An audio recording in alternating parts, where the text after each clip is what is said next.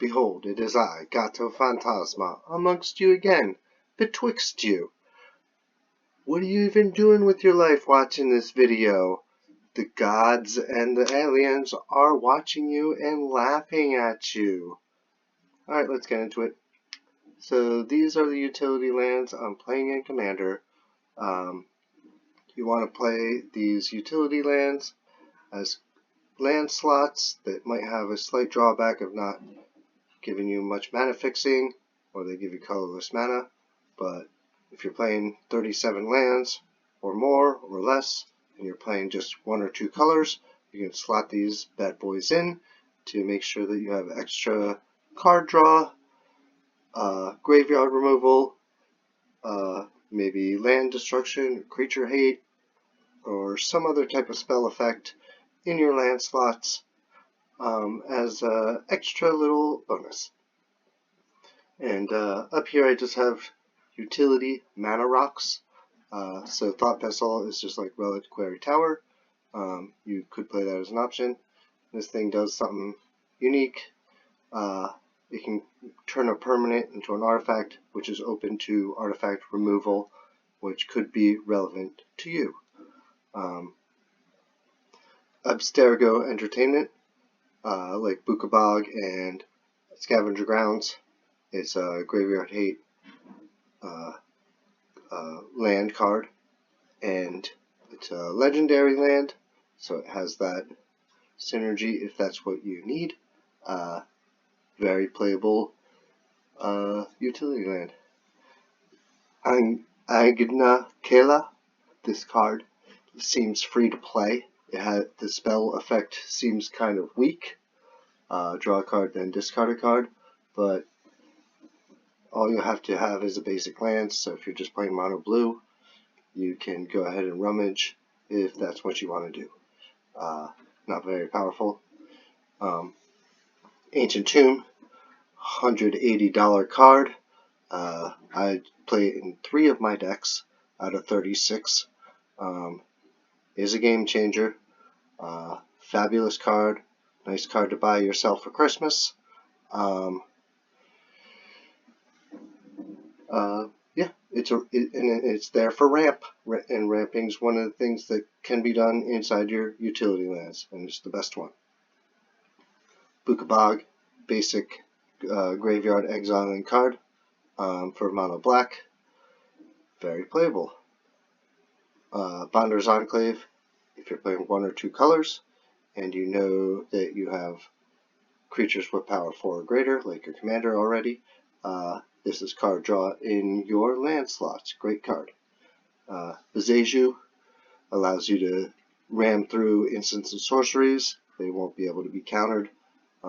So if that is what you are trying to do to win the game and you don't want anyone stopping that, you can play this card. Buried Ruin, you can figure out your own reason to play this, but I like it in my Azusa deck where I'm playing lands from my graveyard, and this allows me to continue to recur artifacts from my graveyard as well. Contested Cliffs. I think it's obvious that people are playing this in their Gruul Beast decks, and probably nowhere else. Daily Bugle Building. This land is Menace for your commander or any legend on a stick. Sweet card. Eiganjo Castle. I'm playing both these Eiganjos in my Legends Matter mono white deck, and they are absolutely free to play there. Fountain Port. It's doing a few things. You still want to make sure that you are doing these kind of things in your deck already, so that you don't have to make Fountain Port feed into itself to use all this mana to get somewhere. But if you're doing these kind of things, this guy might be fun. Gavany Township in a Selesnya deck. In pretty much any Selesnya deck, unless it has no creatures. Like it seems like this would be one of your main utility land choices. Gaia Reach Sanitarium. If you can figure out your own payoffs for drawing cards or discarding cards, then this guy could be good. It's also a legend, and I play it in my Legends Matter deck, so there you go. Glacial Chasm. I'm playing this in Tai Joaquin because I'm not even trying to attack to win the game. And there's other places where I play this card. It doesn't give you any mana, but it's a spell in your lands. I guess you just call it a spell. You wouldn't count it as land because it doesn't give you mana. Hall of Oracles. This guy, I think, is slept on, but when I play it, it's not like super great. But sometimes you just don't have to. You only have to use it to put a +1/+1 counter on a creature, and most of my decks have instant sorceries, like so, and so should yours. So, if you have a commander that you want to pump up a little bit here and there in a 1 or 2 color deck, I'd say try that out. Haunted Photograph. I'm playing in my Azusa deck because I'm recurring lands from the graveyard, and so I want to multiple times recur this as well, so they can recur creatures as well. They'd have to be at random, but we'll figure that out. Inkmoth Nexus, great in a deck that already has Infect, and great in a deck that has Kessig Wolfrun. And I'm playing, I think I'm playing 2 of them. Jador, actual Jador in Final Fantasy VI, great place. And I'm playing a couple of these, one to mill opponents out in a really super control deck. Make sure to have some graveyard hate attached to that. But it also has that town synergy. Let's go. Karn's Bastion. Karn's Bastion in Infect decks and in Planeswalker decks or other decks that have +1/+1 counters, or all 3, you could play this card. Sometimes it does nothing, and sometimes it helps you win the game. Kessig Wolfrun basically seems like an auto-include in a Gruul deck. And I play it in some Naya decks as well, just to try to get in there. It's just super strong, but you need colored mana to activate it, so they make it a little steep to use it. Care Keep, it allows you to just create 0/1s, like even at the end of turn, or if during combat you create a blocker, and if you have a Skull Clamp, it costs a little more mana to draw the 2 cards to create this, but if that's the way you want to do that, you can get there. It's also a legendary land. Core Haven, playing it in my mono white Legends Matters deck, and it's basically free to play there. This guy, just like Gaia Reach Sanitarium or whatever, if you have your own reasons or own payoffs for each other player drawing a card, or you're desperate, you can use it to draw a card yourself. But it's a legendary land, so I play it in my Legendaries Matter, and that's it. The Cabal Coffers and Cabal, the other land, they're both just basically ramp cards for mono black decks, and basically auto includes unless you're watching your swamp count or something like that. Minas Tirith, completely free to play any mono white Legendaries Matters deck, but also probably just a mono white deck with creatures too, or it could be a 2-color deck, maybe if you have Legends Matters or you're attacking with creatures and you need card draw in the land slot. Great card.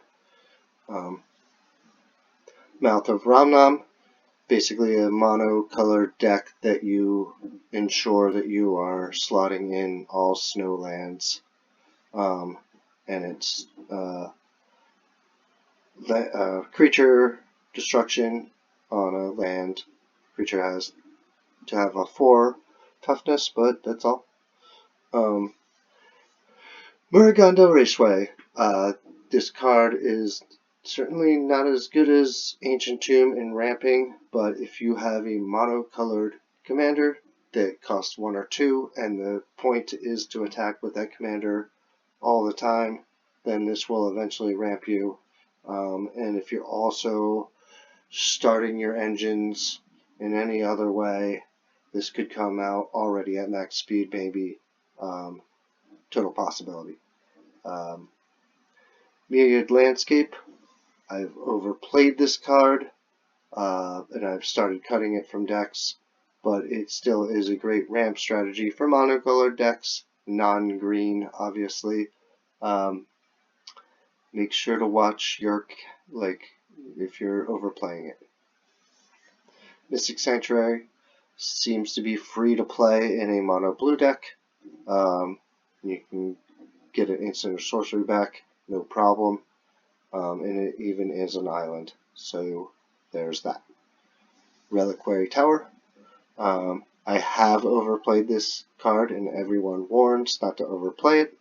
But my reasoning for overplaying this card, even though people make the strong case for just keeping your best 7, just discarding down to 7, I start to delay the game. Certainly, you can just let people take their next turn and say, sorry, I'm just discarding the hand size. But it still can delay the game or delay your thought process, and I just don't like to deal with that. But you really only want to play it when you know you're overdrawing. If you're refilling your hand or cantripping, you're not going over 7. So you got to make sure you're doing that. Rivendell seems quite free in a mono blue deck, where you'll just be able to scry on a land all the time if that's what you want to do. Roadside Reliquary. This card, I think it's a great card draw card on a land. You just gotta wait until most decks have artifacts and enchantments, unless you're specifically avoiding those types. So you're trying to still draw 2 cards out of this. So it's draw 2 on a land. Definitely I'm playing it in mono-colored to get another card draw card into my deck. That is all. Rogue's Passage. Playable card. Just allows, puts unblockable on a commander or a creature. No problem. Nothing wrong with it. A little expensive. Scavenger Grounds. Probably the card I'm playing the most. It's better than Bukabog, except for if you want the black mana, but it allows you to just hold it up. It takes 3 mana to hold it up, but it's also a desert. Fabulous card. And you can even, if you have other deserts, sacrifice a different desert and keep this ability up. Greatest card. Secluded Starforge. I'm playing this card in Basim, and it's basically like a Kessig Wolfhorn for Basim, and makes him really big and kills someone, because I have a bunch of artifacts. And the artifacts are either equipment or dirtily artifacts, so I can just tap them because they're not doing anything elsewise. So, great card. Shizo, $50, not free to buy, but free to play in a mono black deck, and it's just fear for your commander or a legend. So nothing wrong with that card except for the price. This card, $8, a little steep because it's not that strong, but it's free to play. And if you want tokens, then it's even better. Then it's free to play. It's like free tokens on a land that comes into play untapped. Spymaster's Vault, another, seems to be free to play.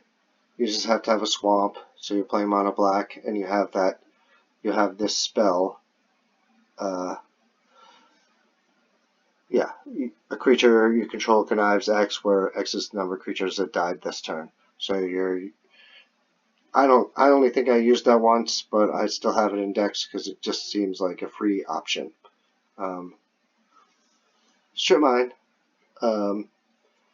Yeah, Strip Mine is $24 right now. But sometimes land destruction on a land slot is where you put land destruction, because no one's really going to play Armageddon unless they're going to. No one's going to play Stone Rain.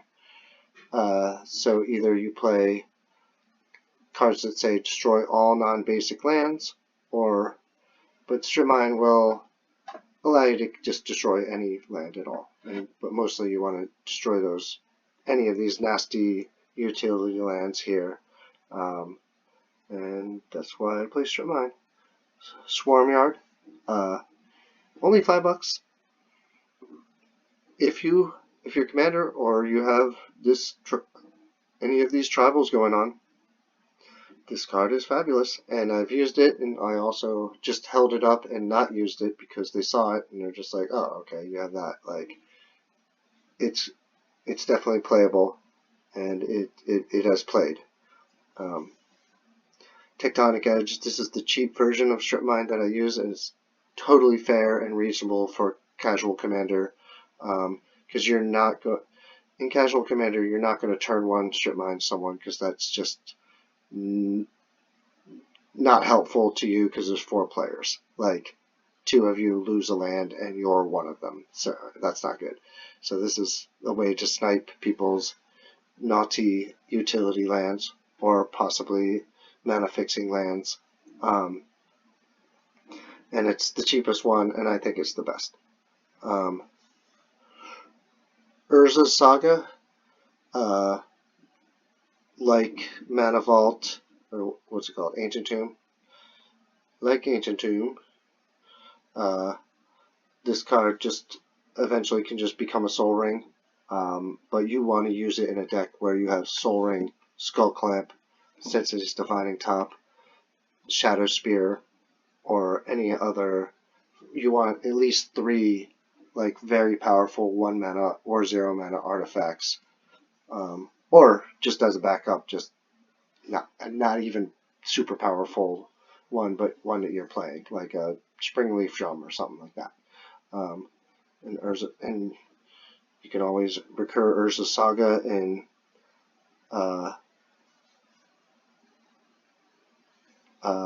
Crucible of Worlds decks and stuff like that. Great card, but the price reflects how good it is. Vault of the Archangel puts Death Touch and Lifelink on your creatures, so it's those 2 keywords on a land, and fabulous for an Orzhov deck. Vault of Whispers stand in for all the artifact lands. They're a little dangerous to use because they're lands that can be removed by a Vandal Blast or other artifact destruction. So you'd use these sparingly, but you'd want extra artifact synergy in your land slots. Just sneaking it in, but you don't want to go all the way on a card like this. Actually, you can't. You can only play one of each. War Room, they're dissuading you from playing this in multicolor commanders, but you don't want to play this in beyond 1 or 2 colors anyway. But it's card draw on a land, and it's a fabulous card. Nothing wrong with it. Wasteland is just an expensive version of Tectonic Edge and Strip Mine, and you don't individually need exactly this card. You can just get Tectonic Edge, unless you're playing C80H or something. I actually don't know why you need an expensive version of these guys, but unless you need to play all 3, then sure, I guess so. But you'd have to tell me why. But I am playing it in Azusa because I have it, because I just had a copy. But I don't know why you would buy this.